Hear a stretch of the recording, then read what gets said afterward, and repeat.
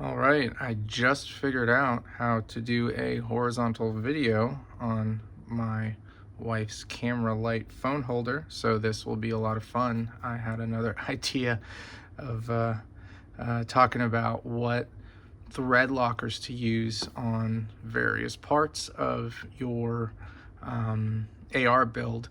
Um, I have a bunch here that I use frequently.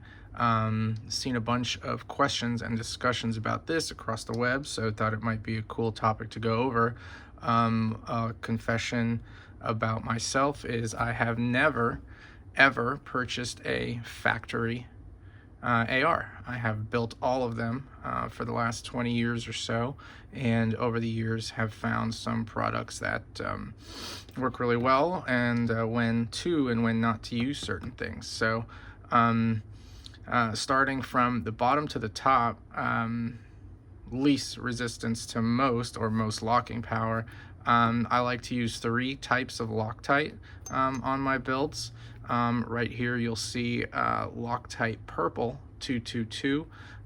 This is good for very, very thin screws and screws that only need a little bit of probably less than 25 inch-pounds of torque on them.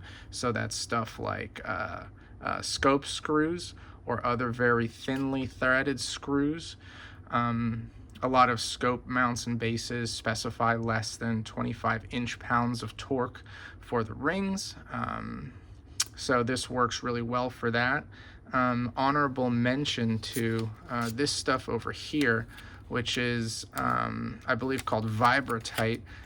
This stuff is cool. It comes with a lot of, you'll see this came with an ADM mount. It gets a little gummy and really junks up your threads, in my experience.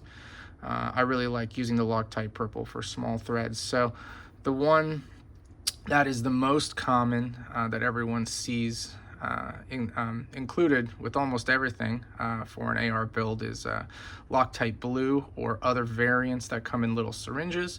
Blue 242. This is good for medium to larger size screws. You put them on stuff like these handguard bolts. I'm trying to see here what else I have. Any Picatinny attachments, things like that. This will help in retaining those items and having them not back out. So a much more general use. What I like to say, actually similar to suit buttons, is always, sometimes, never.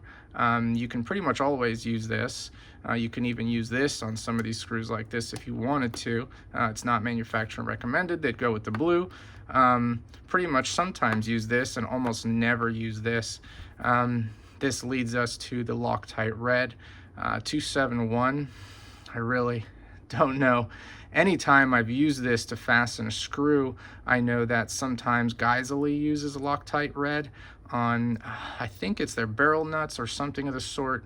Maybe not barrel nut to receiver, but another portion of it. That's probably out on the web somewhere, but it does have a little bit more of a temperature resistance, but once you use it, it's pretty much not coming off. I don't use this on muzzle devices. I don't use it on low profile gas blocks, but that's only because for those high temp uses, you would use something like Rockset, which I don't have on me right now. Honorable mention are greases.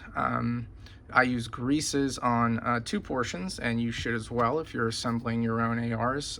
This is the Aeroshell MS33, something of the sort. I got a small container because it'll last forever, but that's for barrel nuts.